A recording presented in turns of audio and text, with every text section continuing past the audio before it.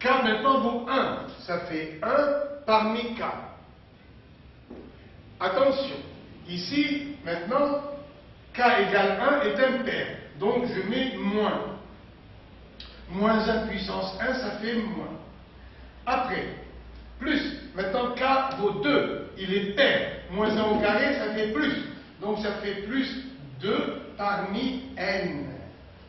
Moins 3 parmi n. Pourquoi moins? Parce que maintenant, K vaut 3. Moins 1 puissance 3, ça fait moins. Donc, il vous suffit d'alterner. Plus, moins, allez, plus 4 parmi n, moins 5 parmi n, etc., etc. Jusqu'au terme général, c'est-à-dire K parmi n fois moins 1 à la puissance K. On ne sait pas la réponse. Tout dépend. Si K est pair, ça fait plus. Si K est impair, ça fait moins. Etc. Jusqu'où? Eh bien, le dernier terme, regardez, ce sera n parmi n. Mais B, eh bien, il faut lui donner la valeur moins 1, que multiplie moins 1 à la puissance n. Et là encore, on ne peut pas savoir. Ça peut être n. Pour n pair, ça fera plus. Pour n impair, ça fera moins. La preuve, si on faisait a plus b au cube, n vaut 3. Donc on a fini par moins b au cube. Pour n égale 5, impair, on a fini par moins. Ça faisait moins b puissance 5. Et si k est pair, bien sûr, pour la puissance 2 ou 4, on finit par le terme positif. Voilà, donc tout ce qu'il y avait à dire sur le binôme de Newton. D'abord, triangle de Pascal pour vous mettre dans le bain, parce que c'est exactement la même chose, ce sont des cas particuliers, et ensuite le cas général. A moins égal a plus b à la puissance n, vous n'allez pas dire pendant 5 minutes le développement complet. Vous allez dire c'est la somme depuis k égale 0 jusqu'à n, de k parmi n à puissance n moins k dk. Mais regardez maintenant, si jamais vous dites à quoi est égal b plus a à la puissance n, eh bien ce sera la somme depuis k égale 0 jusqu'à n. Regardez, b a pris la place de a et a pris la place de b. Donc je vais écrire k parmi n, je vais commencer par b. Donc b puissance n moins k, que multiplie a à la puissance k. Et pourquoi tout ça? Parce que cette formule est symétrique entre a et b. Parce que dire a plus b puissance n ou b plus a puissance n, c'est exactement la même chose.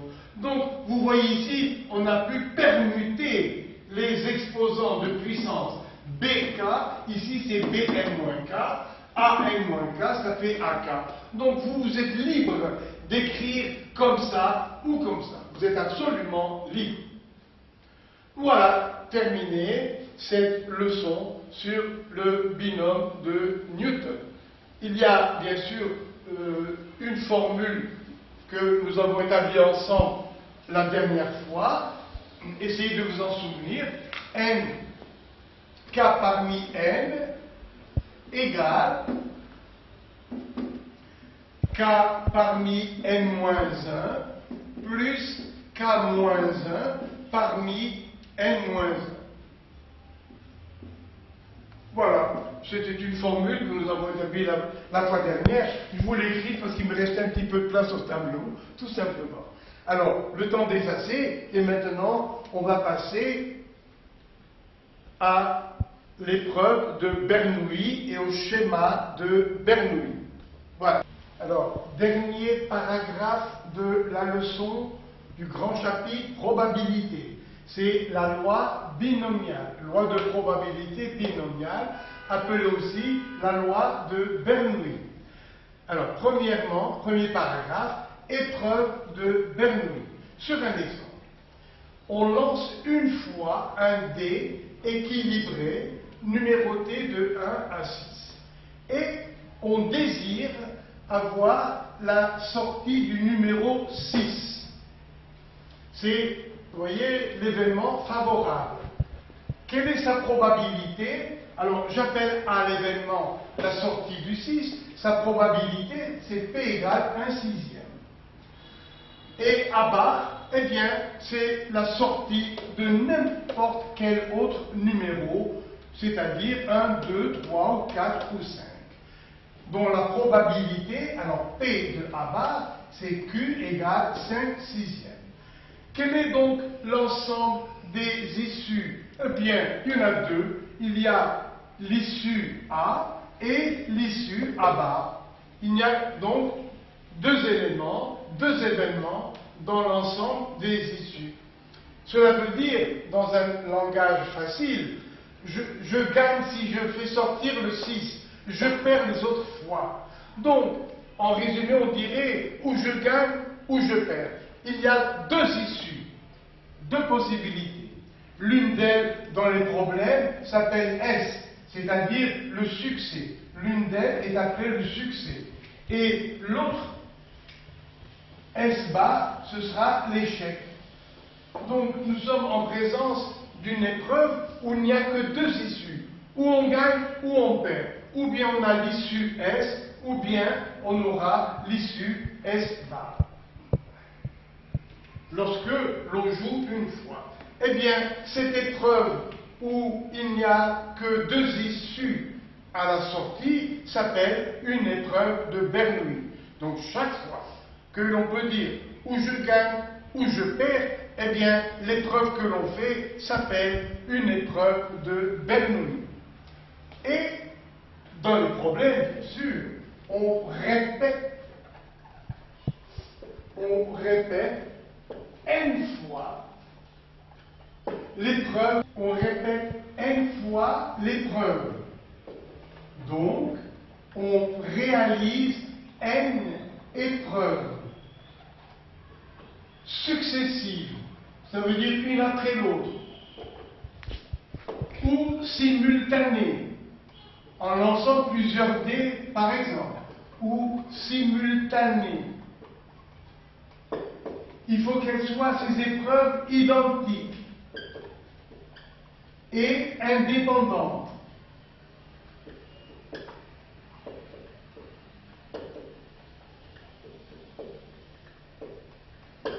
Alors, on obtient ce qu'on appelle un schéma de Bernoulli.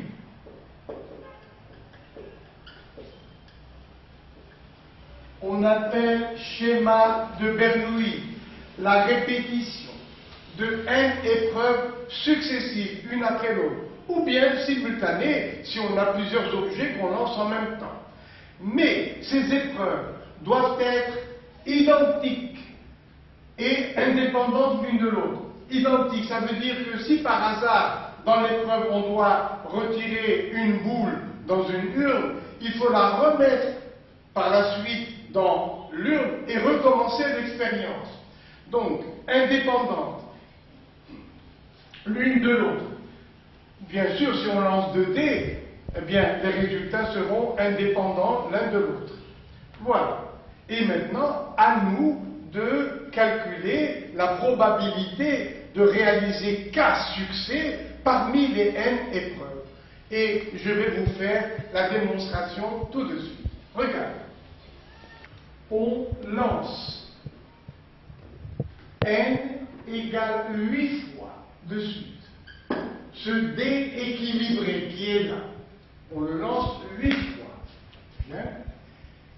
Calculons la probabilité P pour que le numéro 6 que l'on atteint sorte K égale, par exemple, 5 fois. Je reprends. On désire avoir la sortie du numéro 6 qui se fait avec la probabilité P égale 1/6. On lance 8 fois le dé. Parmi les 8 fois, quelle est la probabilité P pour avoir K succès? Parmi, vous voyez, les 8 lancés, on veut gagner 5 fois, c'est-à-dire on voudrait savoir quelle est la probabilité d'obtenir 5 fois le numéro 6 parmi les 8. Alors, allons-y pour l'explication. Voici les 8 lancers. N égale 8 en tout. Voilà. Je dessine des cases parce que c'est facile de réfléchir avec les cases. Numéro 1, 2, 3, 4, 5, 6, 7 et 8. Donc, on a fait 8 épreuves, répétées, identiques. Bien. Et maintenant, parmi ces 8, on veut gagner 5 fois dans un ordre quelconque. Donc ici, on gagne avec la probabilité P, ici aussi, peut-être ici, en tout 5 fois. Voilà. P et P. Je marque P chaque fois qu'on a gagné. Et je vais marquer Q chaque fois que l'on perd. On a gagné 5 fois parmi les 8. Donc on a perdu 3 fois. Vous voyez? Et ce sont toutes des épreuves indépendantes. Donc, quelle est la probabilité de réaliser cette série? Eh bien, la probabilité de gagner K égale 5 fois, donc d'avoir 5 succès. Les épreuves sont indépendantes, donc on va multiplier les différentes probabilités. C'est-à-dire, P a été réalisé 5 fois, donc à la puissance 5. Et l'échec Q, de probabilité Q, a été réalisé 3 fois. Seulement, on ne nous a pas dit, c'est un ordre, il faut gagner les 5 premières fois, ou bien gagner au milieu, ou bien gagner à la fin. Ça veut dire que ces lettres P ne sont pas fixées au premier jeu, ni au quatrième, non. Toutes ces lettres P ne sont pas fixées. Les voilà, les lettres P. Elles ne sont pas fixées, on peut les placer dans 5 cases quelconques parmi les 8. Ça nous fait autant de fois où l'on gagne. Donc, on va gagner 5 parmi 8 fois plus de possibilités. Donc, probabilité pour gagner 5 fois, ça veut dire je veux que le numéro 6 sorte 5 fois quand j'ai joué 8 fois. Eh bien, je gagne 5 fois, je perds 3 fois, parce que en tout, j'ai joué n égale 8 fois. Mais le rang des quints est indifférent. Ça veut dire que ces 5 lettres P, on peut les placer comme on veut parmi les 8 cases. Et pourquoi est-ce combinaison? Parce que, regardez, ce P, vous voyez, la lettre P, je peux la placer là, et celle-là, la placer ici. Donc, vous voyez, l'ordre ne compte pas. Donc, il s'agit bien d'une combinaison, du nombre de combinaisons de 5 objets à placer dans les 8 cases, n'importe comment. Et maintenant, pour avoir la formule générale, eh bien, au lieu de 8, je vais dire n, au lieu de 5 fois, je vais dire k. Alors, quelle est la formule générale? Alors, probabilité de réaliser k succès au bout de n épreuves. N épreuves. Et on veut réaliser k succès. Le voilà, k égale 5. Ici, n. Ça fait P à la puissance K, le nombre de fois. Regardez, je gagne K fois et je perds le reste. J'ai joué en tout N. J'ai gagné K fois, donc j'ai perdu N moins K. Et voilà cette loi où il apparaît le coefficient d'un binôme de Newton. Alors cette loi a été appelée la loi binomiale. Maintenant, un tout petit cas particulier, si au lieu de K, on met grand X, variable aléatoire, donc au lieu de K, je mets X, parce que à cette série d'épreuves, on appelle X la variable aléatoire égale au nombre de fois où l'on gagne, comme pour la lettre K tout à l'heure. Je répète, et au lieu de la lettre K, je mets X, donc probabilité